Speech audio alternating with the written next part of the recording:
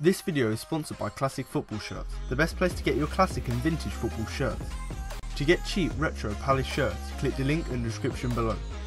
And for an extra 10% off, use the code CFSPJ10 at checkout.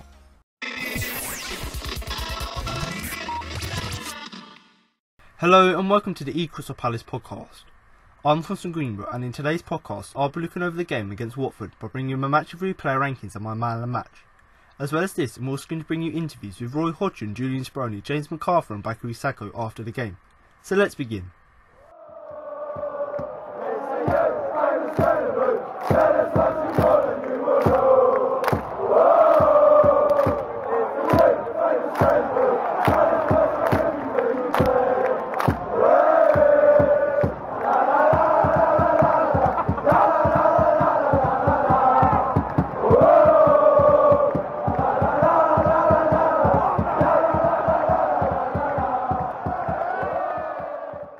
Goals from substitutes Bakary, Sako and James McArthur in the final few minutes saw Palace complete a dramatic late turnaround against Watford to claim a massive victory, lifting them out of the relegation zone for the first time all season.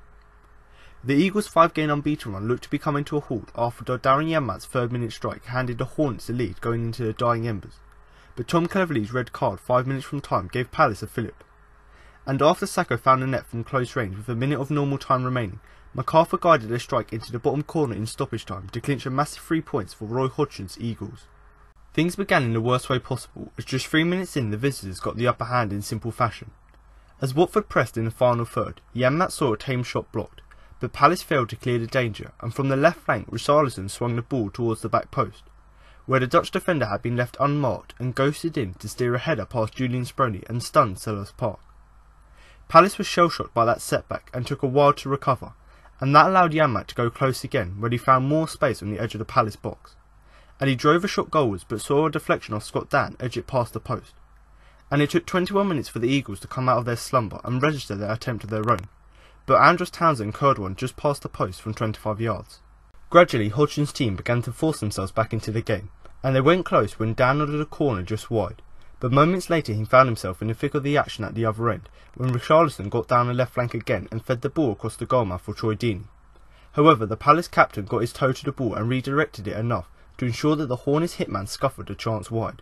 As the half ticked along, Luka Milivojevic steered a header into the side netting from a Janmaat free kick, but after a turgid first 45 minutes, Hodgson's team moved up a gear after the restart, and early on Timothy Fosu-Mensah burst down the right and cut the ball back to Ruben Loftus-Cheek, but a sliding Adrian Mariappa managed to block his shot and continue to thwart his former club. However, Palace couldn't afford to concede another and were indebted to Speroni on 63 minutes, when Richarlison managed to find some room inside the box and take aim. But the Argentinian, on the occasion of his 400th appearance, managed to save with his feet and keep his team in the game. With both sides showing signs of fatigue, having played twice in 4 days, chances continued to be few and far between as the game entered the final 10 minutes, but then Wilfried Zaha came to the fore. Firstly, he jinked inside from the left, beat Janmaat and then let fly, but saw his shot flash just over the top of Wilfried Gomez's crossbar. But with 5 minutes to go, the Eagles were given hope when Cleverley was dismissed for a second yellow card following a foul on Jeffrey Slop, and they would make their numerical advantage count. With a minute of normal time to go, Zaha drove in from the flank and blasted that goal, forcing Gomez into his first save of the game. However, the Brazilian could only parry the ball back into a crowded penalty area, and Sako saw his rebound strike the shot stopper again, but got fortunate when it ricocheted back off his leg and into the net. And an incredible turnaround was complete just a couple of minutes later into stoppage time, with Zaha again the architect. Some dazzling feet from the winger allowed him to advance towards the box and pick out McArthur, who coolly fed the ball into the bottom corner to snatch a huge 3 points and move Palace out of the Premier League's danger zone.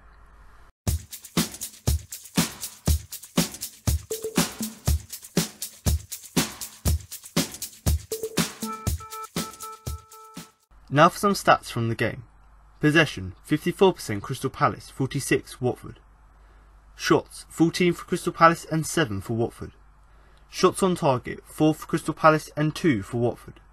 Corners, 4 for Crystal Palace and 6 for Watford.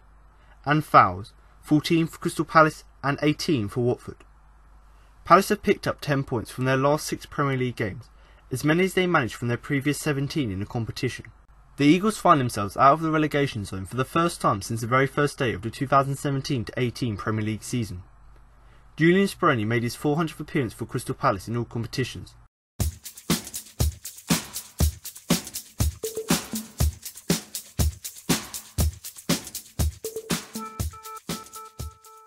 Now to move on to the player ratings, but before I start, don't forget you can follow us on Twitter and Facebook at Crystal Palace for all the latest Palace news.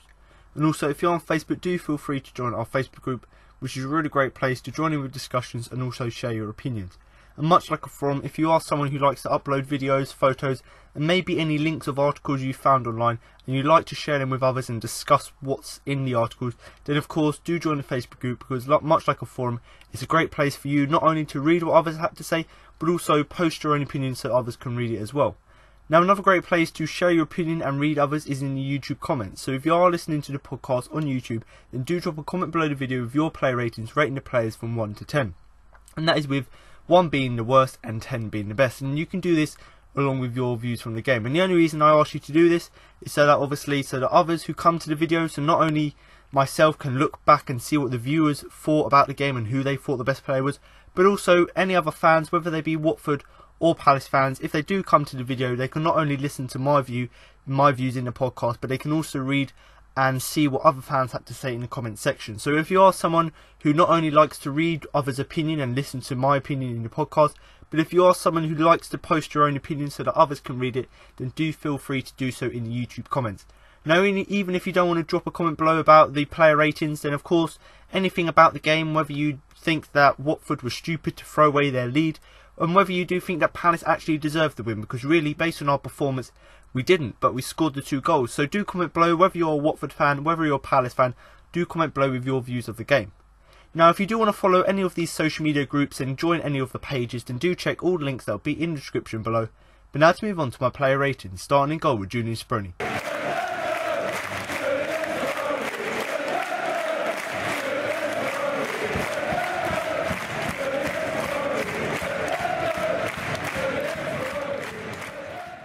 Who I am going to give a 6. Made his 400th appearance for Palace and was largely untroubled after the early goal. So Julian Speroni here, I've given him a 6, and before I go on to talk about his performance against Watford, we've got to congratulate him for his 400th appearance for Palace. Now, in modern day football, it's very rare that you get a player who stays at a club for a long period of time, obviously with players moving from club to club, from league to league. So it's very rare that you get a player staying at a club, let alone maybe 200 appearances, but 400 appearances is a fantastic achievement. And certainly Julian Speroni, over the last sort of, I think it's about 12, 13 years now, even 14 possibly. Over them years, Speroni has certainly made himself a legend. And in my time watching Palace, he's obviously been the main keeper all of the time I've been supporting Palace. And certainly I would like to call him a legend, because what he's done for the club is absolutely fantastic. But it's nice to see now that, yes, we know he's a legend, but now he's starting to break these records and get to these round figures for appearances, which is great to see. And I believe he's now only 1 clean sheet away from matching the record. So if he matches that record for Palace, undoubtedly if he carries on, he'll get another clean sheet and break that record, and it'd be another fantastic achievement for him. But 400 appearances for Palace, fantastic achievement. So Speroni, you are, in my eyes, a true legend of the club.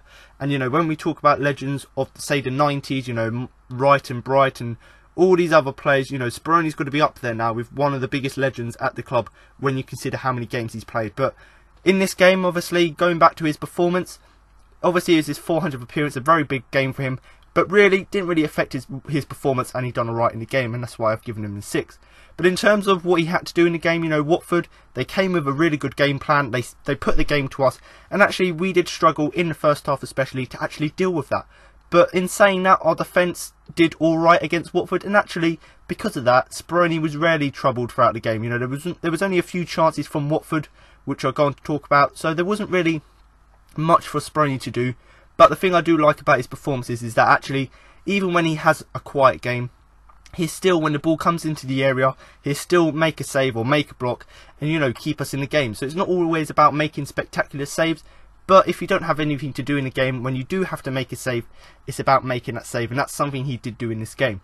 But I suppose if there's one thing to criticise, obviously, is with him being short, it's understandable that he doesn't quite have that controlling instinct of the box. So when Watford had free kicks and corners, he wasn't very commanding in his box, and purely, there was a few balls that came in that probably Hennessy or any other goalkeeper in the league probably would have punched away. But Speroni, obviously being a bit shorter than, say, your normal average keeper in the Premier League, he obviously wasn't able to do that. So sometimes that indecision could cost us, but luckily in this game it didn't. So in terms of this performance, making good saves, or made saves when he had to, but it was still a bit shaky from set pieces, especially corners, where actually he wasn't quite commanding in the box. But in terms of the main save, I suppose, which obviously stopped us from going 2-0 down, was obviously from Richarlison. He played fantastic in this game. You know, besides Wilfried Zaha, Richarlison is probably up there with the man of the match in terms of both teams. But, you know, there was a shot on goal. Speroni undoubtedly, you know, saved the game for Palace, you know, keeping it at 1-0. Got down low, one-on-one effort, and obviously made the save. And that was from quite close range, so it's showing that his reactions and his reflexes, although he's about 36 now, 37, he's still got that skill in terms of making these one-on-one saves. And to be honest, there wasn't actually much, there wasn't really too much other than that save. So other than that save from Richarlison, there wasn't really much in terms of what you could look back at the game and actually go, he done this well, done that well. But when I give him a 6, it's because he didn't really have too much to do, but he did make that save, obviously one-on-one with Richarlison. But like I've said already, you know, aside from them saves, he had a quite quiet game. And like I mentioned already, although he was a little bit nervous at times, you know, playing loose balls out. Well, there was one he kicked out for a throw-in, and obviously from corners. Still, this is a bit dodgy, you know, it shows that he's a little bit nervous. But I'm sure the more he plays and the more he gets more confident with the back four in front of him, he'll improve. And there was one time as well where he, like I've mentioned already, he put the ball into touch. There was no pressure, no Watford players around him, but that just shows that maybe there's a little bit of indecision, and you can understand that when you consider he hasn't played a lot this season. Obviously he's played our last sort of few games, but before that and last season he didn't really play, so maybe he's just going to start getting back into the groove of things and improving, you know, as the weeks go on. And certainly based on this performance, you know, although a little bit of indecision, I think that Hennessy's going to find it quite hard to get back into the side purely because of how well Speroni's playing. And it would be nice, in my opinion, not that I dislike Hennessy, but it'd be nice for Speroni to, you know, build on this 400th appearance and actually see how far he can go and make sure he can, you know, get into that top echelons, let's say, of obviously Palace appearances. But Julian Speroni here, a 6 from him, making his 400th appearance for the club, put in a decent performance, but although it was quite a quiet game, he still made saves that obviously kept Palace in the game. But a 6 for him, I think, is a fair result. Now to move on to the right back, Timothy Fosu-Mensah, who I am going to give a 5.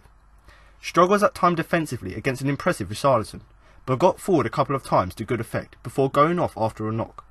So Timothy Fosu-Mensah here, I've given him a 5, and I've mentioned this last week that in terms of coming back into the side, Fosu-Mensah was going to find it hard to match the levels that Joe Ward had been playing at, because the 4 games leading up to Fosu-Mensah coming into the side because Ward got injured, Ward was actually playing some of his best football in my opinion in about 2-3 seasons. He was playing fantastic, you know, putting that cross against Watford. So actually Ward was picking up his form, but obviously he got injured. Fosu-Mensah's come in, didn't have the best of a game, you know, was it against Bournemouth last week? Yeah, against Bournemouth last week, didn't really have the best game, but actually in this game against Watford, it weren't a terrible game, but he did struggle quite a lot defensively. So something that I've picked up on Ward is the fact that Roy Hodgson has made him be a defender first and do the simple things defensively right, then go forward and attack. Whereas Timothy Fosu-Mensah, because he's got a little bit more pace about him, he would rather go forward and help the attack as opposed to keeping his game simple and staying back. And, you know, there's nothing wrong with that. There's nothing wrong with actually having an attacking fullback. But what he's going to do is, like what Ward does, he's got to get that balance right. And in this game, I don't think necessarily that he got it right. And like I said, Richarlison playing really well. But, you know, Fosu-Mensah did struggle quite a lot against him. And although both of them have got pace and you would expect it to be an even match, there was quite a few times, especially in the first half, where Richarlison actually got the better of Fosu-Mensah and was able to go forward. But in terms of, you know, going forward, yes, he weren't the best defensively, but going forward, he done that quite a lot to good effect. So putting long balls down to the wing, whether it be Townsend or Will from the wing. There was a few times where he ran into the box or ran to the byline, put the ball in, and no one was able to connect with it. So actually, in terms of going forward, he was probably one of our biggest attacking intenters, let's say. He was one of the players with the biggest intent going forward, so he was the one looking to put that ball in the box and looking to create that chance. But defensively, like I've already mentioned, he weren't really really the best. So in terms of his game, you could probably give him maybe a 4 for his defensive work, when you consider that I believe it was he let the cross in which Watford scored from. So in terms of one thing in particular, you could say that's the bad thing. But in terms of going forward, maybe I could give him a 5, maybe 6, maybe even 7, you could argue, purely because he had that attacking intent going forward. But in terms of what I've seen on Twitter, you know, some people calling this Fosu Mensah's poorest game. I can't really argue with that. I think that he didn't really have the best game, and certainly I've seen him have better games. Whether he's playing at centre-back or right-back, I still expect him to put in a slightly better performance.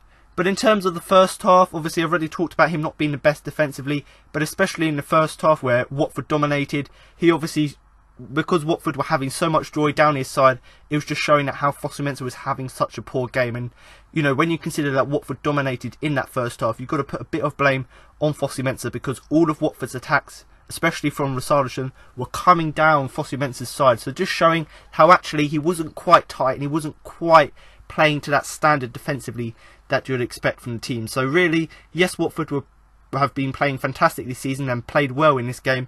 In the first half, you've got to put a bit of blame on Fosu Mensah as one of the reasons why Watford had so much space, because he just gave them, because he went forward quite a lot, he gave them too much space, you know, down that side. But to be honest, obviously he wasn't the best defensively, but there was no unforced errors. So unlike other players like Jeffrey Slapp on the other side, there was no really errors from Fosu Mensah.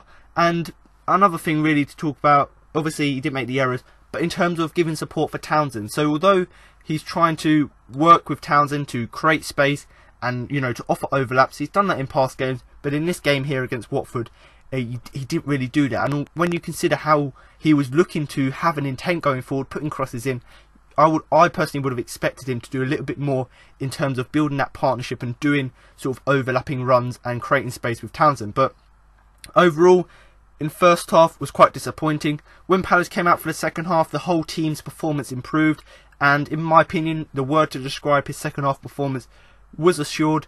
But to be honest, based on this sort of game and the game against Bournemouth, I personally think that if Ward comes back and Ward is back to full fitness, I personally think that Fosu Mensah should go out the side and Ward come back in, purely because of how well I've seen Ward play in the few games before he obviously got injured. But in terms of the end of the game, obviously Fosu Mensah went off early in the game because he picked up a hamstring injury, I believe it was, and he'll now be missing for the game at the weekend. But, you know, that just sort of topped off what was not the best performance from him, a lacklustre game from him. And when you consider that he was just starting to look a little bit more assured in the second half, came out for the second half, obviously with that little bit of a hamstring problem, came out for the second half, started to improve, but then eventually that knock was a bit too much and he obviously had to go off. But Fosu Mensah here, I've given him a 5. Not the best game, you know, defensively in terms of stopping Richarlison, but in terms of going forward, I thought he did support our attacks to good effect. And although he did obviously go off injured in the second half, his second half performance was a lot better than his first. Now to move on to the captain and centre-back Scott Dann, who I am going to give a 6. Not the most convincing display from the skipper early on, but improved as the game went on and came close to getting Palace back into the game with a header in the first half.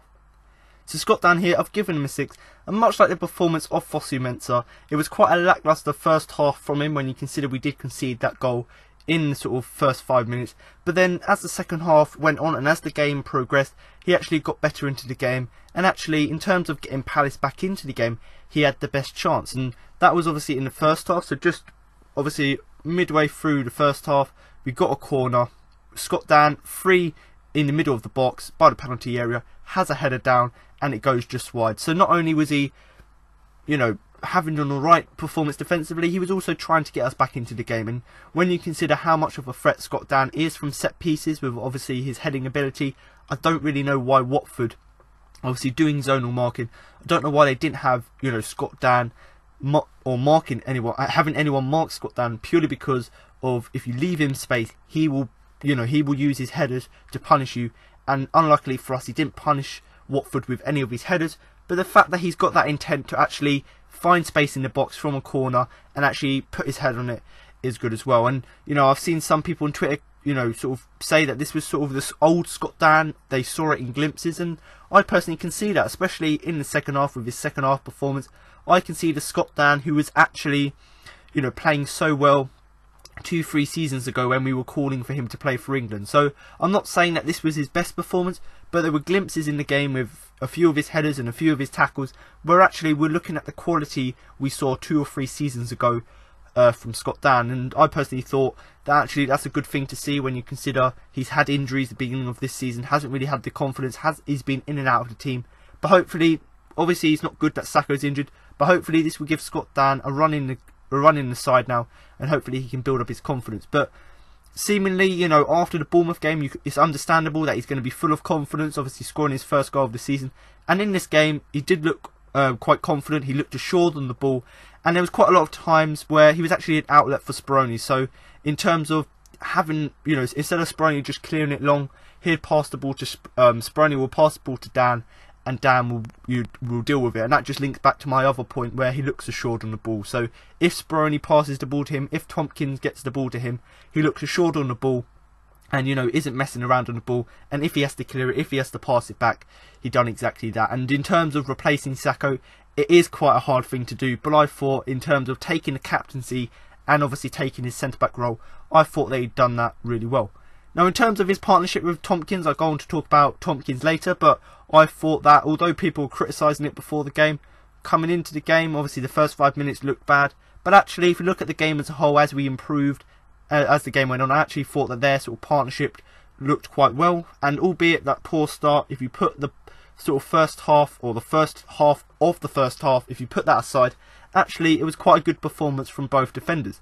And to be honest, like I've said already, he was unlucky to head that set piece wide, because if he had headed that in, there was no way, in my opinion, looking back at the replays, that Gomez would have got there. So it would have been 1-1 at the break, and maybe we would have seen something different in the second half. But to be honest, I thought Scott Dann had an alright game defensively. Obviously didn't start well, but improved as the game went on.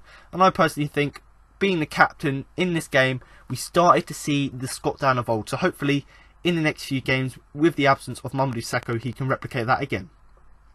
Now to move on to his centre-back partner, James Tompkins, who I am going to give a 6. Made a vital block with his head to deny Richarlison in the first half, and was assured at the back. So James Tompkins, much like Scott Dann, I've given him a 6, and to be honest, their performances were quite similar, as were most of the team, in the fact that they started the game really poorly, obviously conceding that early goal and improving as the game went on. But the one thing really for me, much like Speroni saved from Richarlison, the one thing that stood out for me from Tompkins' performance is actually that header from Richarlison. So Richarlison was the biggest threat for Watford going forward, there was no doubt about that. And when you consider how good of a start he's had to the season, we actually done quite alright to actually restrict his attacking chances. But there was one chance Richarlison had, and obviously Tompkins was able to get the block in and stop that chance. So obviously that's one chance in particular that I picked out, but that just shows actually if he hadn't have made that block with his head, we possibly could have been 2-0 down. So that block was actually quite important. And to be honest, in terms of his rest of the half, so just take away the first sort of 5-10, maybe even you could argue 20 minutes of the first half, take that away, actually I thought that he was actually quite assured at the back. And much like Scott Dann, I thought that obviously after the win, or after that draw against Bournemouth, after sort of including our unbeaten run, because of that, the confidence seems quite high at the minute, and obviously James Tompkins seems to be reflecting on the way he's performing. But much like what I've already mentioned with Dan, I thought that the Tompkins-Dan partnership looked quite solid. And when you consider the 3-man attack that Watford were playing, so they were playing quite attacking, our sort of two centre-backs and the full-backs, and obviously Milivojevic in midfield, I thought they all done a great job of actually stopping Watford's front three, who I must say, who have been absolutely fantastic this season. But much like what has been a reoccurring thing for Palace this season, we do take time to grow into the game, and certainly this is something that I saw from Tompkins, in the fact that he starts the game quite slow, makes a mistake or doesn't make a tackle, we end up conceding, and then obviously we have to play catch up, we improve as the game goes on, and we eventually get something from the game. So really, if we're turned on and we're alert from the beginning of the game, we wouldn't be in these situations where we have to grow into the game to get back into it. But to be honest, obviously, like I've already mentioned, the first 15 minutes we did look shell-shocked. Obviously, because Janmaat scored that goal, and because we gave him too much space at the far post, he obviously scored, and that seemed to affect us on the pitch. So, although we got better in the second half, that goal had a real impact on the side.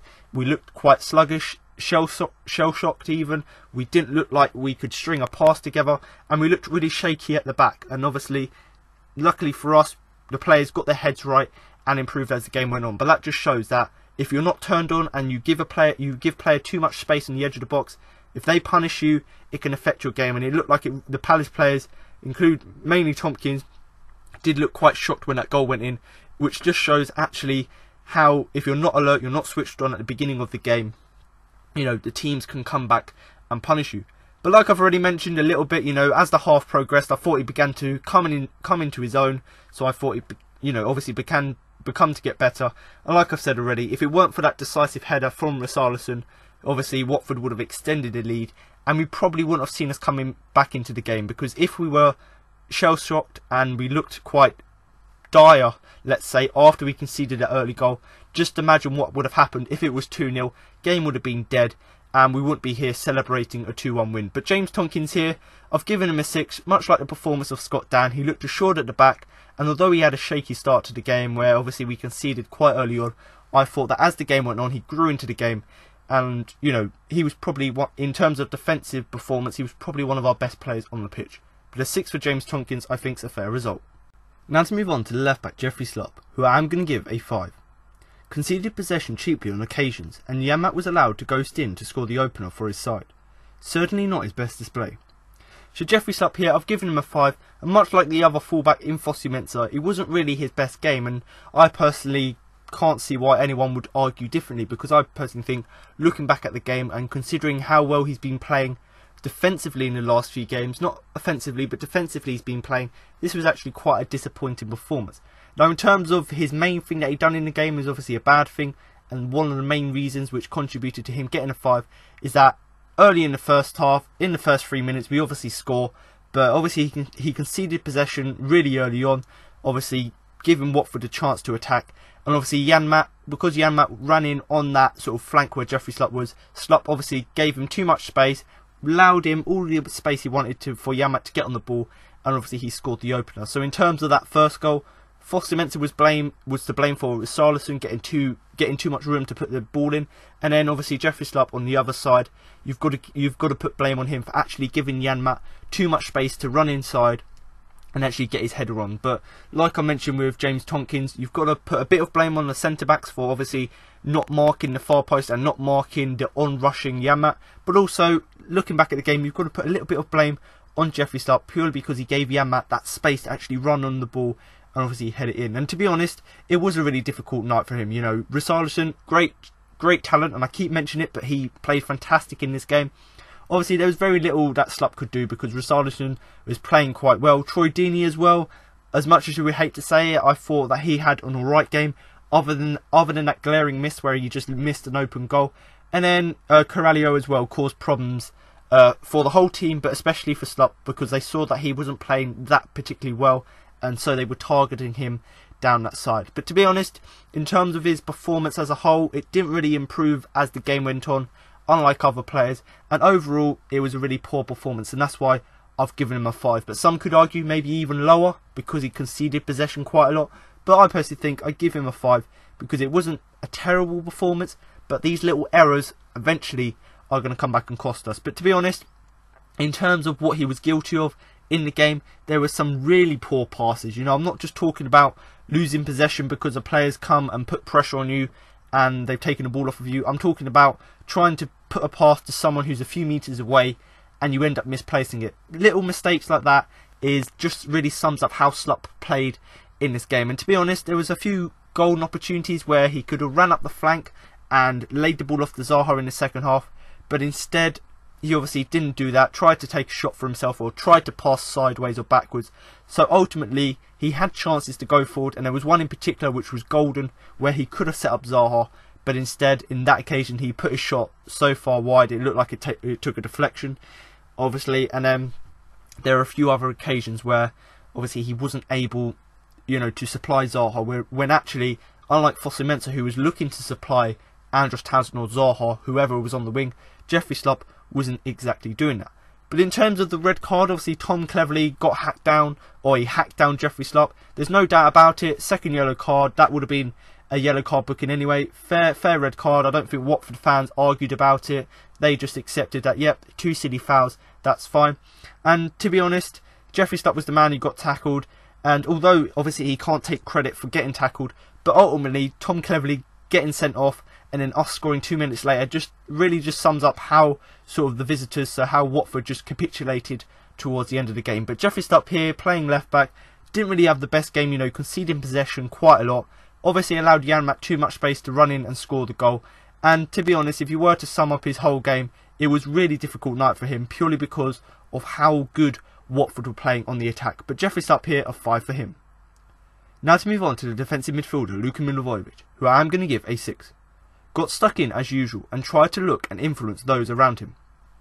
So Luka here, I've given him a 6, and much like his performance against the weekend where I thought he bossed the midfield, I thought in this game here against Watford, considering we started the game really badly and quite slowly, I thought that he was probably one of the most consistent players on the field. And like I've said in that introduction, he got stuck in as usual. He'd done his usual, defensive work going forward, and was just everywhere on the pitch to try and give what he could for the team. And something that I started to see in the last few games is him trying to attack and actually using his quality on the ball to actually get forward and create chances. But in this game as well, obviously we did see that, but I also saw that he was trying to influence the game. So not only was he trying to do his defensive job and win back possession and then spread the ball to someone else, he was actually looking to get forward. And actually at times Johan Cabaye was playing deeper than him, and Milivojevic was going forward and pinging balls into the box for Zaha, for Townsend, for Benteke. So actually he wasn't only trying to influence the team in terms of winning back possession in the midfield, but he was also trying to influence them in the fact of setting up chances. And to be honest, this was another game, we know this from Luka now, but he looked very commanding, he put in tough tackles, and obviously in terms of defending the back four, him and Cabaye done a great job of providing cover for Dan and Tompkins. But in terms of some of his tackles, obviously one of them got him booked for it was quite a dodgy tackle.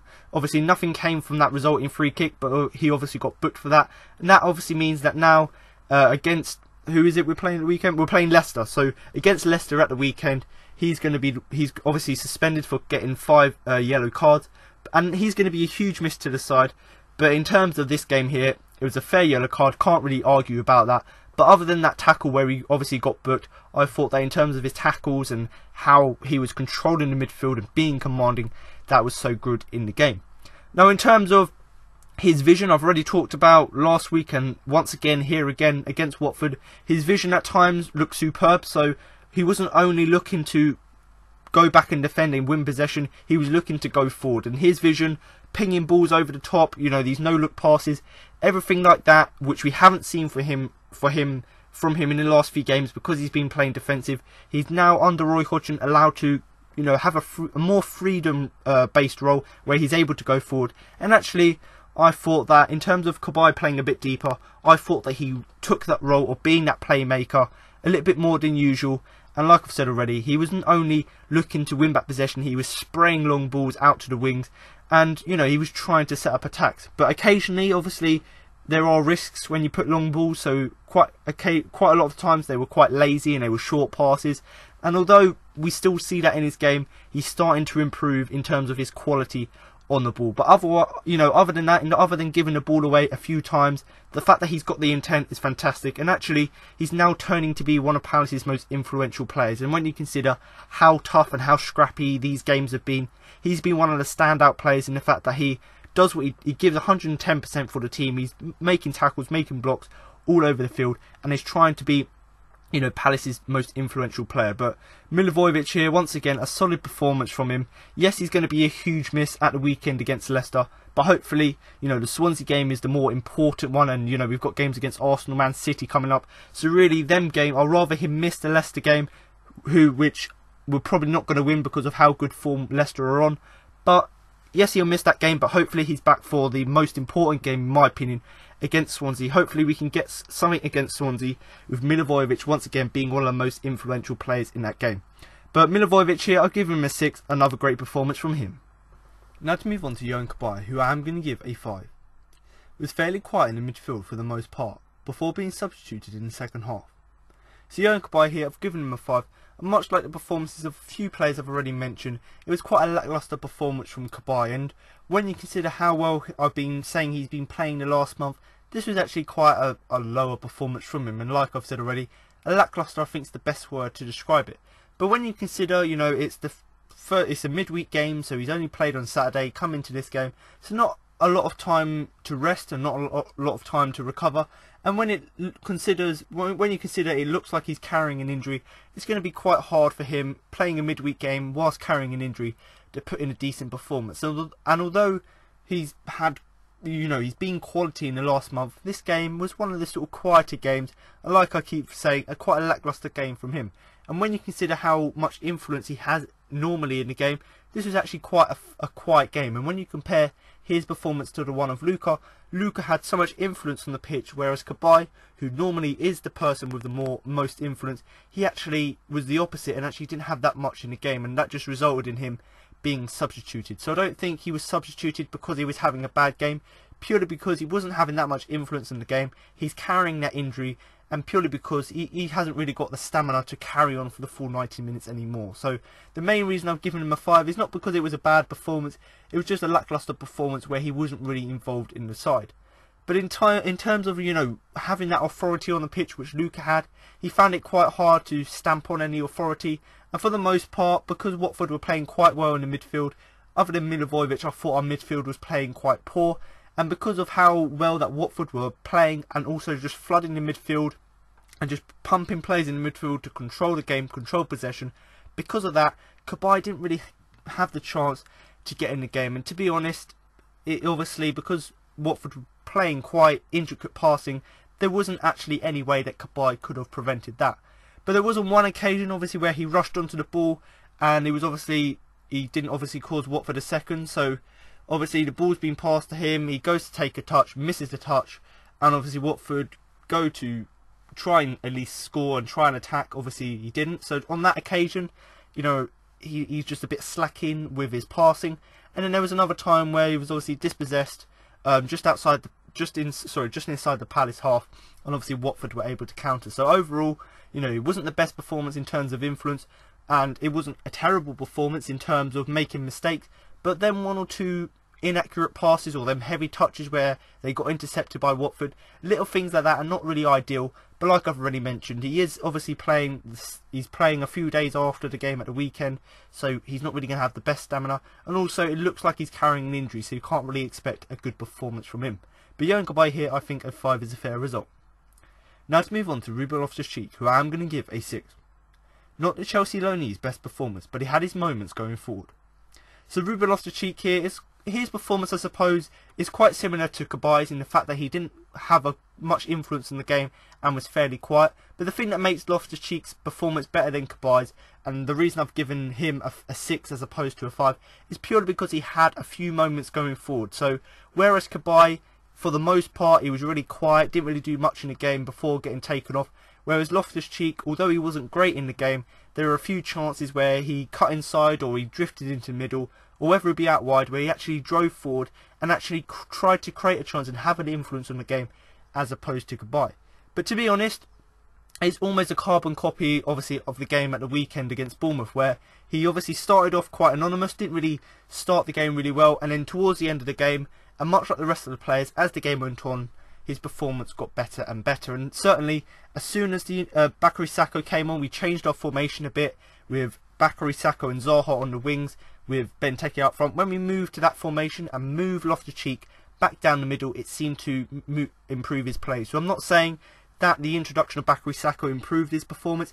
It's purely because Roy Hodgson was actually playing him in his more natural position, where obviously we know that Loftus-Cheek is much better playing down the middle. But to be honest, obviously, like I've said already, obviously it wasn't really the introduction of Sako, but in terms of changing the formation, and actually it was a more fluid formation. So it had Zaha and Sako playing on the wing, so we had players with pace who can cross the ball in terms of playing out wide, and then the player playing down the middle, which was Loftus-Cheek. We know how good he is down the middle and how he can drive forward, and as soon as Hodgson moved to this more sort of fluid formation, it improved Loftus-Cheek's performance tenfold. So, it wasn't his best performance, but when he was moved to the middle, to his right position, which I keep crying out for Roy Hodgson to play him down, but as soon as he was moved back into that position, his performance improved quite a lot. And to be honest, he still looks a little bit too attached from Benteke. So Benteke was winning all of the headers in the air, and he was looking to do 1-2 or hold up the ball for someone and pass it to him.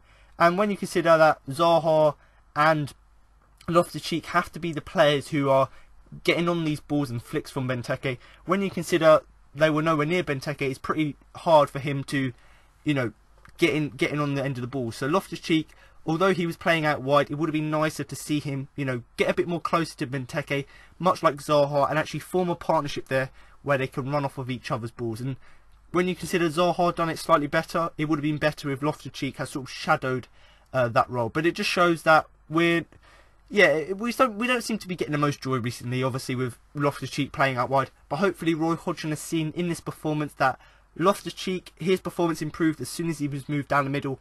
And Zaha obviously getting the 2 assists, which I'll talk about. The fact that he got them when he moved out wide will just hopefully prompt Hodgson to actually play them both in their natural positions, so we can get the most use out of them. And to be honest, we seem to be getting the most joy recently, obviously with us playing off the striker, winning balls off of them, playing with 2 up top. That's fine, but we've got to try now and play with a more fluid formation, which not only obviously improves our attacking chances, but also utilises the skills and pace from Loftus-Cheek, Zaha, Townsend. Players like this, we need to actually get the most use out of their talent.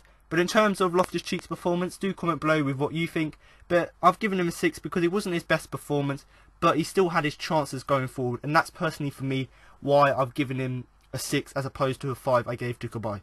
But Loftus-Cheek here, another good performance. Now to move on to Andros Townsend, who I am going to give a 5. Had a poor game. Wayward with his shooting and taken off midway through the second half. So Andros Townsend here, much like a few players I've already mentioned in the squad, but I've given him a 5 purely because he had a poor game. And in the last few games, although he hasn't really had that end product, he's been showing the right attitude and energy within the game. But in this game here, you know, with it being a midweek game, whatever it was, he had a really poor game, no real influence going forward, and he didn't really have any impact on the game. And whether that's going forward or going back and covering the fullback, we didn't see any of what we've seen in past games from Townsend in this game. But to be honest, there were a few times where he got few, you know, good shooting opportunities, but all of his passes and all of his shots within this game were all wayward. And to be honest, that was all summed up with him getting taken off midway through the second half. So he was having a bit of a mare of the game, not really playing that well. And ultimately, it was a good substitution as McArthur and Sako came on and they made an influence. And that's not to say that Townsend wouldn't have done that, but when you consider that, you know, it was Bakary, Sako who scored the goal, it was McArthur who scored the goal, maybe it was just a good substitution. And sometimes players go through a patch where they're not playing really well, and actually Townsend, although he's got the effort and he's got the determination, it's not like he just doesn't care. It's just the fact that he's going through a patch where he isn't really playing well, and that's why I've given him a 5. But to be honest, obviously with Watford playing quite well early on in the game, and for some of the second half, he found it really hard to stamp a little bit of authority on the game. So much like Kabay, he tried to have an influence on the game, but because Watford were playing quite well, he didn't really, you know, have any chance to do that in the game. But he did drifted obviously from both flanks within the game. So he was playing on the right, playing on the left. But to be honest, because he obviously didn't have the support of Joe Ward, when he was playing on that right hand side, although Fosu-Mensah was putting balls into the box, he wasn't really, like I've mentioned already, wasn't really linking up well with Townsend, and not really, you know, having them 1-2s, which would obviously create other chances. So because Townsend wasn't really getting supplied with the ball on that right hand side, because Joe Ward is obviously not there, it did really sort of restrict Townsend to what he could do. And, you know, if you've got little balls for support out wide, and if you don't get the balls to your wingers, they're really going to have a poor game because they're not really in the game. And to be honest, he looked like a man running into a cul-de-sac. I've seen a few people mention this, but to be honest, it's like he keeps running, he keeps putting in effort, but he just can't get past it. He can't do anything throughout the game. So he's got the right effort, but nothing else can come from it. But Andros Townsend here, I've given him a 5, another poor game. But hopefully, in the next few games, whether he gets dropped and comes off the bench and has a bit of a rest, whatever it may be, hopefully in the next few games his performances can improve. Now to move on to Wilfried Zaha, who I am going to give a 7. His every touch was booed by the Watford fans, but he had the last laugh as he helped McArthur with his run and cross from the left.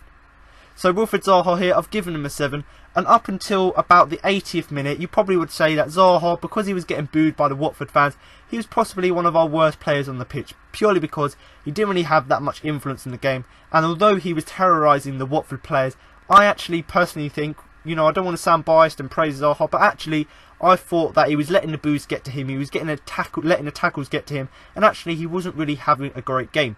But as soon as the player got sent off for Watford, Tom Cleverley got sent off, Zaha went into his element, and as soon as he moved out wide, he was running rampage around Watford. So not only did he set up Sako's goal, obviously with his shot deflected into obviously the goalkeeper, back to Benteke, back to the goalkeeper, and then Sako rebounded that one in. So although he won't get the assist for that, but it was Zaha who originally had the shot at Gomez, who Gomez made the save, and there was a few rebounds. So not only was it that he set up, but he also set up McArthur's goal. And for some reason, I've looked at the stats and they haven't given Zaha the assist for that. They might have on fantasy football, but I don't think they've officially given him the assist. But when you look at it, he's literally ran past 2-3 players right to the byline, crossed, cut the ball back inside, and easy finish for McArthur right into the bottom corner. So not only was the run and the shot for Sako's goal, but it was also the fact that he used his physicality to get past 2 defenders, put the ball back into the area, obviously for McArthur to put that home. So to be honest, I've given him a 7 because he got them 2 assists. Obviously they're not officially assists, but he set up both chances.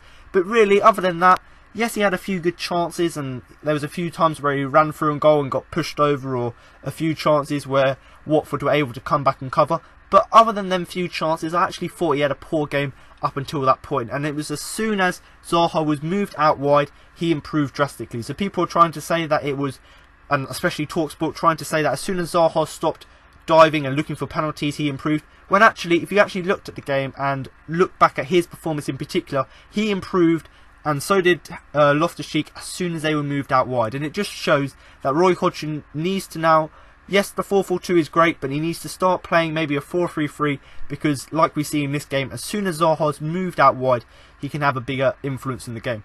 But to be honest, like I've said already, for quite large periods of the game, it wasn't really his evening. In the first half, loads of boos from the Watford fans. Adrian Mariappa, a former Palace player, was, doing really well to ruffle up Zaha, making him look quite agitated. But then, as half-time came, it came at the right time, just before Zaha was, getting a bit frustrated. Half-time came, and then in the second half, he got much better, whether that's because towards the end of the first half he had a talking to from Lee Mason because he was getting a bit frustrated with the tackles and the blocks, but whatever it was, he came out second half slightly better. And then, like I've already mentioned, as soon as that sort of, 85th minute, I suppose we could call it, I think roughly from the 85th minute onwards, he improved drastically, in my opinion, purely because he was moved out wide. But to be honest, Zaha can have an absolutely terrible game, much like, say, a game against Everton, maybe, you could argue, maybe one against West Ham. There's all these games that you could argue that actually he didn't really have a good game, but he came up with a good. So, for example, let's use the Everton game. He scored in that game. He scored against West Ham. So not only can he have a bad game, but it shows a good player that when you have a bad game, you can actually have that little bit of skill. And in this game, it was the same story again. He was having a bad game, but it only takes that one little moment of skill, that one little, that one little turn to actually get inside, which actually changes the game. And once Tom Cleverley got on, obviously, and he got sent off, obviously the whole game changed because there was the one-man advantage. But also, obviously, we ruthlessly exploited that. We took full advantage of that. But also, Zaha, he was playing quite poor, not that great for the whole game. And then just at 2 bits of skill where he got in behind defenders and put crosses and shots in. It was them 2 little moments that actually helped us to win the game. And to be honest, like I've said already, in terms of the man of the match, you could give it to McArthur and Sako for scoring the goals.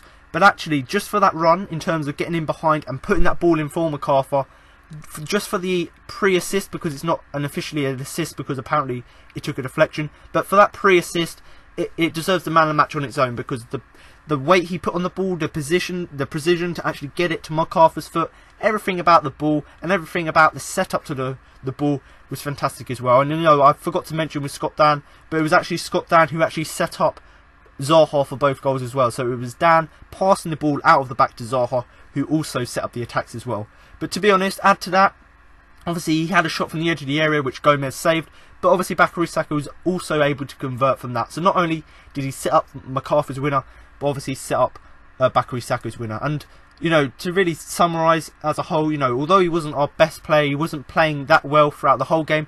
To be honest, he was the difference between the two sides, because as soon as Zaha went all guns blazing, he ended up getting 2 assists, which I've already mentioned won't be considered assists. So once again, Zaha, as soon as he's moved out wide, he improves drastically, and hopefully Roy Hodgson saw that in this game and will move him out wide again, because it just shows that if you give him the space on the wing, he can cut inside, use his pace to get in behind and put crosses in, and that's what we need. We need someone who not only can take chances like Wilf, but we need someone like him who can run in behind and create chances. But once again, Wilfried Zaha, I've given him a 7, and although he was booed by the Watford fans and didn't really start the game too well, he obviously came back in the second half, and probably you could argue he was the match winner in the fact that he set up both of the goals. But Wilfried Zaha, I think a 7 is a fair result. Now to move on to our final player, Christian Benteke, who I am going to give a 5. Fans would have been wanting more from the Belgian, who flattered to deceive again with his display. So Christian Benteke here, after all the drama obviously of the Bournemouth game where he missed a penalty in the final minutes of the game, we were expecting it was either going to go 2 ways in this game. He was either going to have a terrible display and continue his bad form, in fact that he obviously didn't score, and obviously because he missed a penalty he'd be low on confidence, or it would have gone the other way where he would try to make up for it and put in a decent performance. And once again, having listened to a few other people's opinions on other podcasts and, you know, reading on Twitter, you know, some people actually thought that Benteke put in a decent performance. And personally for me, yes, I've given him a 5, but you could argue actually some of his hold-up play and creating chances was actually quite good in this game. And to be honest, yes, that's the view. I personally think, yeah, he had an alright game, you know, creating chances for others. And actually he was less selfish, and he was, you know, actually trying to give stuff for the team. So it wasn't like he didn't care. And if you see his reactions after the goal, he obviously did care in the fact that the way he celebrated. So, you know, there's been a lot of debate about how he would react, but I thought he reacted really well. He put in a decent performance, but for me it was just that little bit of quality that was lacking in this game, and that's why I've given him a 5. But to be honest, like I've said already, after all that drama of the Bournemouth game, missing that penalty, we'll be quite relieved that actually, we'll be obviously relieved as fans, but he'll be relieved as well at the fact that he lost us 2 points at the weekend, but then he plays the next game and actually we're able to get them 3 points, which arguably was probably, you could say, a much tougher game for Benteke, purely because of how well Watford are playing and because of the fact that he obviously didn't have that pressure of scoring, but he also had, you know, it was tough for him purely because of Watford being a better opponent. But to be honest, because of Watford playing a back 3 and we were playing one striker, he was kept quiet for most of the game purely because of how the back 3 were playing. You know, Prodal in particular, I thought he'd done really well against Benteke, and you know, normally we know that Benteke wins the 50-50 headers, and although in this game he won them like he would normally do, it's his bread and butter, he normally wins every header, but quite a lot of the time, you know, they were going the visitors' way. So instead of him heading down to a teammate, because he was quite isolated, you know, because Loftus-Cheek and Zaha weren't close to him, it often meant that his 50-50 headers, if he won them, there was no one there to get them, and quite a lot of the time he actually got penalised for no reason, in my opinion, for just out muscling a defender. You know, the fact that he got up hiding a defender, but because the defender's gone to ground, he's got a free kick against him. So he can feel hard done by in the fact that a few decisions went against him, but arguably you could say he should have done more with the headers, and that's why I've given him a 5. And you know, he was good working in terms of playing. You know, he was trying to do stuff for the team, and it wasn't like he didn't care, but he just lacked that bit of quality, and that's the main reason I did give him a 5. But he did create space for Zaha, obviously, as the game went on, because Zaha was moved out wide, so he was trying to spread the ball out wide to him. He was getting involved in the play in our own half, so he was getting involved towards the second half, you know, as the game went on. But to be honest, none of the pressure on him would have been lifted. So although he put in an alright performance here, where he done nothing wrong and he at least put effort into the game, there'll still be pressure on him because he still hasn't scored this season. But Christian Benteke, you know, not the best performance, but I've given him a 5. Purely because he done alright in the game, he tried to put in effort, but just didn't have that quality. And hopefully, with games like Leicester and Swansea coming up, you know, we're going to hope that hopefully he can pick up some points, he can pick up a goal or 2 there, you know, just to get his confidence back up. But Christian Benteke, a 5 for him. Do comment below whether you think he should continue to stay in the squad. Now to move on to the subs, Patrick Van Aanholt, Bakary, Sako and James McArthur. So just to go through quite briefly what the players did, because I've already mentioned quite a lot already with the likes of Zaha, you know, and someone like Townsend, the fact that when the subs came on, the game changed. I'm not going to spend too much time on them. But Patrick Van Aanholt, I've given him a 5. He came on for Townsend on the 67th minute. Obviously, he found himself playing at right back because we sort of changed up the formation a bit. Obviously, he didn't look comfortable there, and he did look a bit off his pace. But to be honest, he did aid Palace's cause by obviously the clumsy tackle we done on Pereira. So obviously he didn't look fantastic, obviously because he was playing out of position, but also he did sort of help us by, you know, it was a clumsy tackle, but it meant that Pereira went off the pitch and Watford were playing the last sort of few minutes with 9 men. So although it's not good to see your own players injure players, but in that respect it was alright there. But I don't think he was terrible when you consider how bad he's been before his injury. It wasn't really a terrible performance from him, and I saw a few people moaning when he got substituted that, you know, he's going to make a mistake, but actually playing out of position at right back, I thought he'd done a decent job. But I've just given him a 5 purely because he didn't have that much impact in that position. Now Bakary Sako obviously scored the equalising goal. I've given him a 7. He came on for Fossey Mensah on the 71st minute. Obviously when he originally came on, obviously with us changing the formation around, with Van Aanholt taking Fossey Mensah's place and Townsend or going off and Bakary Sako sort of going in his shape. So although these substitutes weren't for the same players, in the end it worked out that it was because of the way the formation changed. But Bakary Sako came on the left wing when he came on, and obviously, you know, got the late equaliser. Not that anyone knew much about it. You know, it was he's not going to say that that was one of his best goals he scored, but he was in the right place at the right time. So although he obviously didn't know much about the ball when it came into the area, it wasn't like he hit it first time. It was a fantastic strike. It deflected off his knee, but all goals count, whether they come off your knee, your head, your chest, wherever the ball comes off. If it goes in the net, that's fine. So although he didn't really know much about it, I've given him a 7 purely because he's obviously scored his first league goal in what seems like forever. Obviously he's been at the club for a few seasons now, only scored 2 goals, this being his 3rd goal. So now he's scored his first goal there. Hopefully his confidence will, you know, improve. And to be honest, the main reason I've given him a 7, other than the goal, is purely because he came on the pitch and he was a menace. So he was doing what Townsend didn't do in the first half, in the fact that he was trying to put pressure on the defenders, trying to put balls into the box, and just using his physicality to get in behind them. And that's something that Townsend was missing.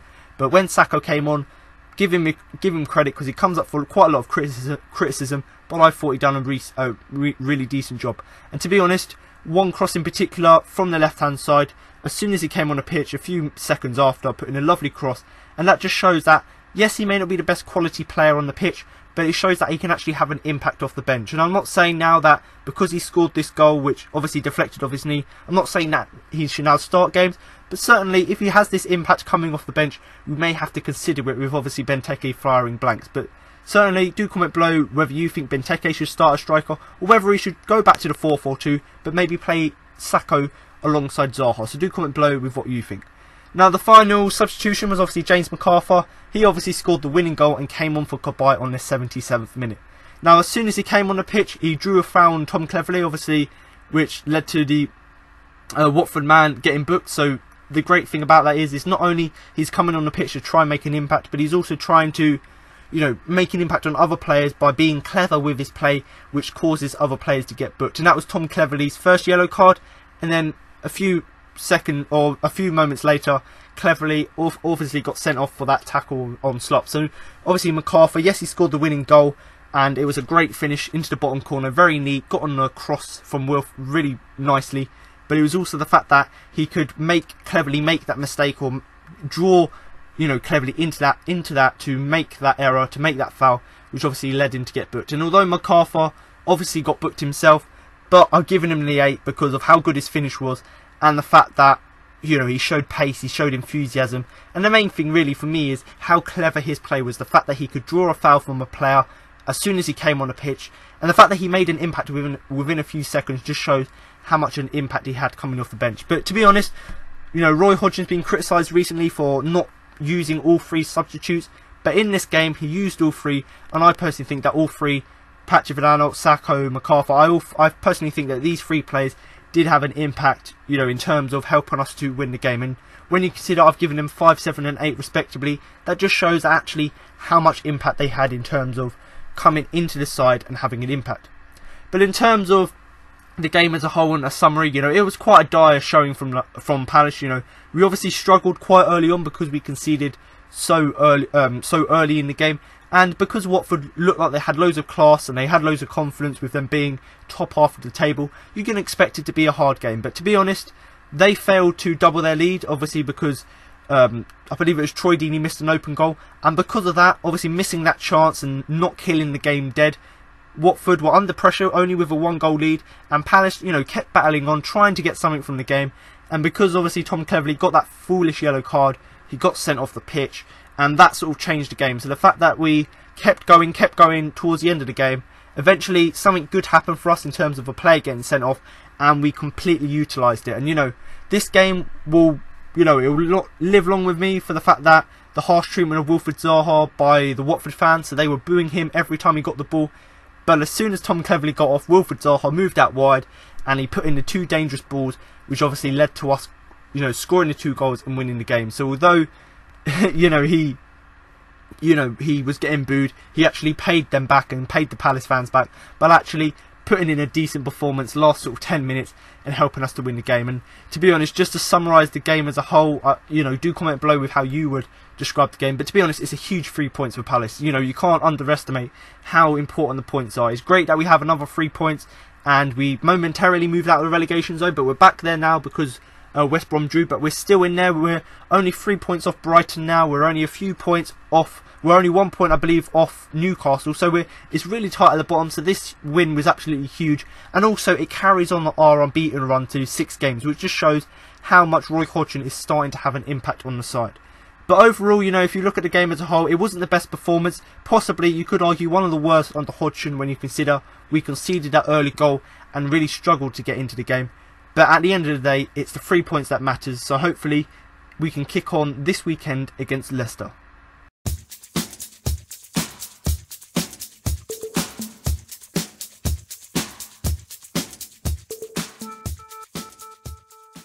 Now to move on to my Man of the Match award. But before I do that and give you my Man of the Match and who I thought had the biggest influence in the game, I'm now going to give you the 4 nominations I put forward for the award. So unlike the performance at the weekend against Bournemouth, this was actually quite a bad, terrible performance from Palace when you consider how slowly we started the game and the fact that we actually conceded within the first 5 minutes of the game. So if you put them all together and you look at the game as a whole, you would say actually, other than the extra time, it was actually quite a poor performance. And certainly that did reflect when it came on to the Man of the Match, because really, in such a poor game where Watford did dominate throughout, it's pretty hard to pick out 4 players, let alone even 2, let's say, who I personally thought actually had a massive influence on the game, and they could have been on either side and you would have said they were the better players in the field. But the 4 nominations I put forward for the award were James McArthur, Bakary, Sako, Wilfried Zaha and Julian Speroni. So now just to go through why I nominated these 4 players, who incidentally are the same 4 players who Crystal Palace put forward for the official Man of the Match award. But just to go through why I nominated these players, and obviously then I'll go on to talk about who I personally thought was the Man of the Match. But obviously starting off with James McArthur, and when you do score the winning goal in a game, when you come from 1-0 down and you come back and you win the game 2-1, you've got to give some credit to not only the team for actually coming back into the game, but you've got to individually look at the players who scored the goals. And in this case, James McArthur scored that winning goal and it was a great finish. Obviously I'll go on to talk about Wilfried Zaha, but great cross from him, but great finish from McArthur first time. Neat finish into the bottom corner. So for that alone, obviously he went in a lacklustre game. He obviously straight away goes on to the shortlist. But in terms of not even starting the game, he came off the bench, didn't let that affect his game. And when you consider Kabay, who I believe he came on for, wasn't really having the best game, McArthur came on, added a little bit more energy, and had a sort of a drive about him, because we were 1-0 behind, to actually try and get something from the game. And that's what you want, something from your players. If they come, when they come off the bench, you don't want them just to make up numbers on the pitch. You want them to actually come on and make a difference and change something in the game. And certainly McArthur, if you take the goal aside, I thought he was actually quite clever in the play the play he created within the game, and obviously the goal itself. And in terms of Bakary Sako, much the same with James McArthur. Didn't start the game, came off the bench, scored the goal, obviously with Sako's being the equaliser. So other than the goal, which was obviously, it wasn't a great finish, but it deflected off him a few times, off his knee, and then it went in. So I don't really care how goals go in as long as they do go in. So it's great that he was able to get on the end of that deflection. But in terms of, once again, like McArthur, coming off the bench, he not only added a bit of energy to the side, obviously coming on for Townsend, who wasn't really having the best game, he also use his physicality to good effect. So although you may argue that Bakary Sako hasn't got the most quality in terms of his crossing and his passing and maybe his shooting as well, he's still got that physicality. So what we were doing on the attack, trying to push for that winning goal, he would hold up the ball, and even before that, for the equaliser, he would hold up the ball and set up quite a lot of attacks. And although I do criticise his passing and his crossing, there was actually a few crosses within the game that were fantastic crosses, and no one was able to get on the end of them. So not only did he come off the bench and obviously score the equaliser, he used his physicality to good effect, but also starting to improve his crossing to actually create more chances. Now, the one player obviously who set up both of these goals was Wilfried Zaha. So really, it was obvious that he was going to be on it. Although he didn't have the best game, he was still one of our biggest attacking outlets. So for that alone, he gets on the shortlist. But also he did, set up both goals. And although he won't get the assist for them, because apparently, especially McArthur's one, apparently that took a slight deflection, even though the pass basically went to McArthur.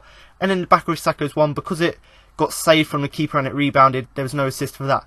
But Wilfried Zaha, both crosses one was a shot which got deflected, the other one was a cross, but both occasions he set up the goals with great opportunities. And like I've said already, not his best game, kept getting boozed by the Watford fans, but as soon as he moved out wide, his game was upped, even you could say tenfold. He improved drastically, and obviously he helped set up the goals. But like I said, not his best game, but he proved the Watford fans wrong, but obviously by actually getting that end product. And like I've said, he wasn't having the best game, but he was still our biggest threat. And then the final player on our list is Julian Speroni. Now, the main reason I put him on here, like I've said already, it was quite a lacklustre performance. No real quality from Palace in this game, other than sort of the last sort of 5-10 minutes, and that's including the added time. So really, it's pretty hard to pick players, and obviously it's quite easy to pick the first three, obviously because two of them scored goals and one of them set up the goal. But Julian Speroni here, it's his 400th appearance, a great occasion for him, and we've got to congratulate him on that. He is the true legend of the club at the minute. But 400 appearances didn't let that affect his game, and although he wasn't really troubled throughout the game because our defence were coping with Watford, although we weren't playing that well, but they didn't really challenge Speroni. But when they did, especially Richarlison, I think his name is, he was quite tricky and setting up quite a lot of chances. But actually, when Speroni had to make a save, he made the save. So although he didn't have any real impact on the game, when you consider he's made this achievement in his 400th appearance, and the fact that he still made these simple saves, that's why I've put him on the shortlist. But do comment below with who you think your man of the match was, and obviously who you think personally deserves to get the award. But for me personally, I think it's quite hard to pick them, because like I said already, the three players in particular, the first three I mentioned, it's pretty hard to pick between them, because Zaha didn't have the best game, but he still set up both goals. Bakary Sako came off the bench, scored the goal, used his physicality well, and obviously McArthur came on and got that winning goal. But to be honest, I'm going to go with everyone here, so I'm going to give it to Wilfried Zaha. So congratulations, Wilfried.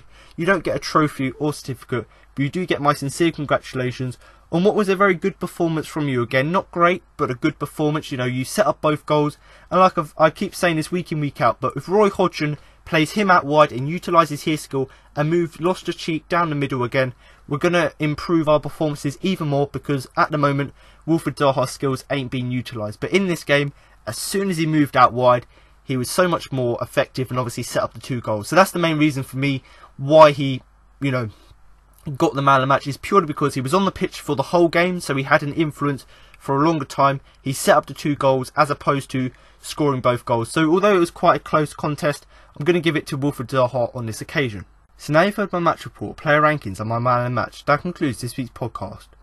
Now I've got an exclusive interview with Roy Hodgson, Julian Speroni, James McArthur and Bakary Sako following the game. Jules, congratulations on your 400th appearance for the club. It was a great finish, wasn't it? Thank you. Yeah, tense, but so glad we managed to score those 2 goals right at the end, and finally get that precious win. It was a tough first half, wasn't it? What did Watford do to make it so difficult? They had a good team. They had a very good team, very well organised. They put pressure on you, and we knew what to expect, and they came out really, really quick and scored an early goal. That I think that helped them a lot. But then after that, I think second half we controlled the game. We push, and as I said before, luckily we managed to find those 2 goals right at the end.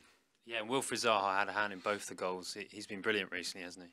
Yeah, he is. He's a very important player for us. And but the whole team today was brilliant. The whole team played their part for us to get the precious win. It seems we always keep going right to the end in games, especially here at Selhurst Park. There's been so many late goals. Do you think that says a lot about the character of this team? Yes, of course. Yeah, but I mean, the Premier League is so tough and the margins are so small that you had to carry on. You had to keep going all the way to the end. It doesn't matter, you know, if you're 1-0 down, even 2-0 down. You know, you need to keep going because you never know what's going to happen. One moment you switch off, or the opposition switch off, and then that's when you can find an advantage. So, so we need to carry on this way. We're pulling all together. We're doing all we can. We're working really, really hard, and then hopefully we can, you know, climb up the table. And finally, for you, obviously, as we said before, 400th game for the club. How happy are you to still be playing in front of these fans? 400, wow, it's a big number. But no, I'm so pleased. You know, I'm so pleased. It's a great achievement. You know, it's not something that I had in my mind. You know, but yeah, I'm pleased with it, and I can't complain really.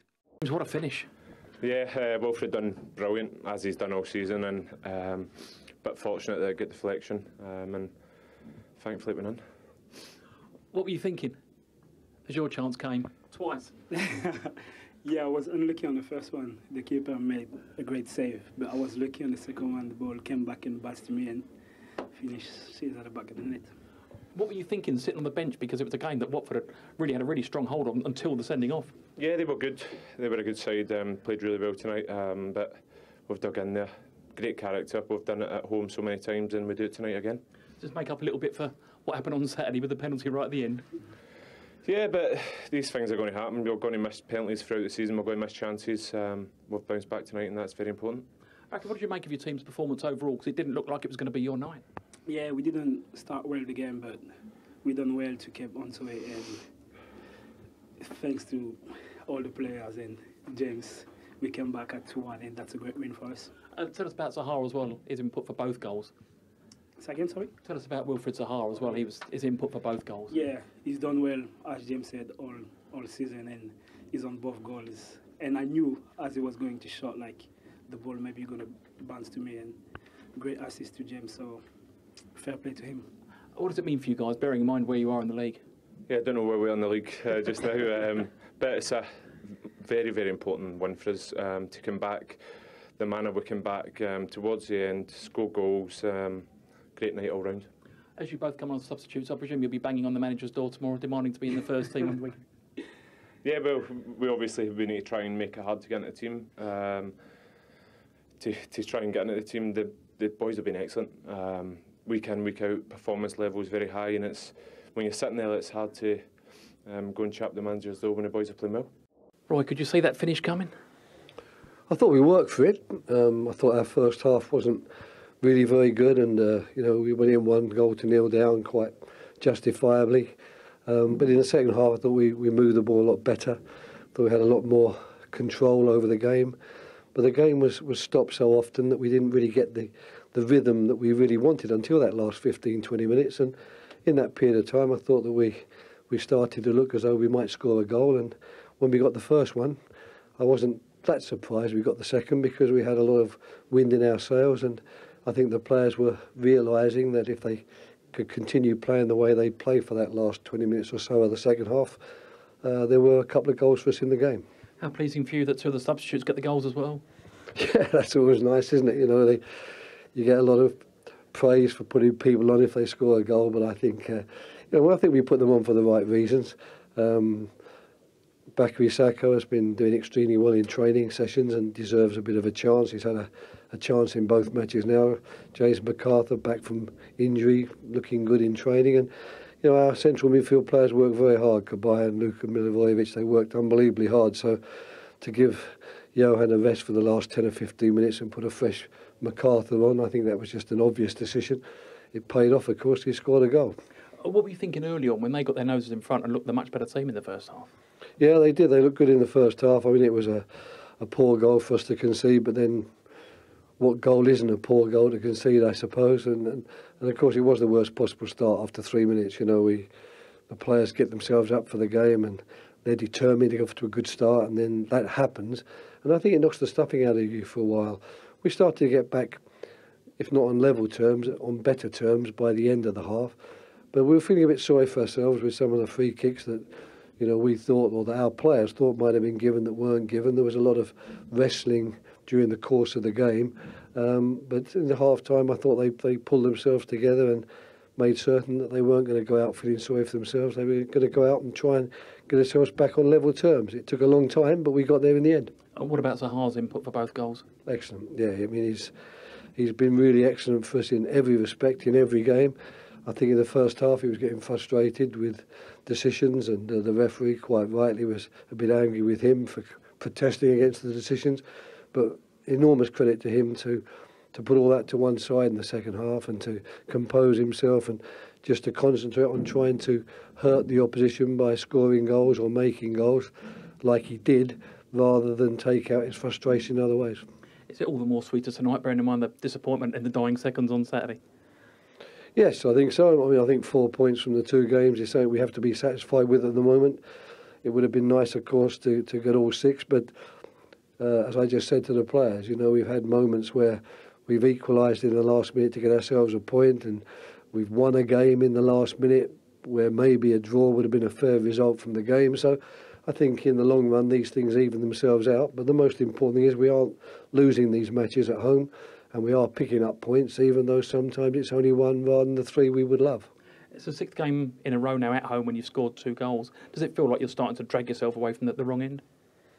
I don't know. I think we've got an awful long way to go. I don't think you drag yourself away from the wrong end unless you start playing like Manchester City after 7 games when you're rock bottom and you've got no points. I think unless you play like Man City, you're not going to drag yourself out of it that quickly.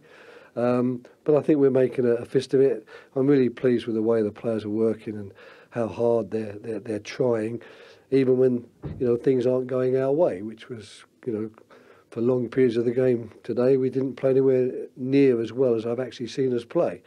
But we still kept fighting and working, and when you win a game like we've done here in the last minutes, I think that says a lot for the players' character, a lot for their determination, and it's great for the fans because, you know, they stay right to the end. They cheer you on right to the end, and it's nice that they're going to go home as happy as we are.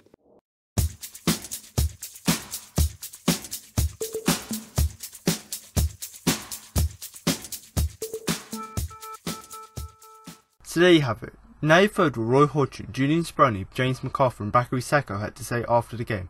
That concludes this week's podcast for the game against Watford. But make sure to come out next week for a post-match review of the game against Leicester. So thanks for listening, and remember to up the Palace!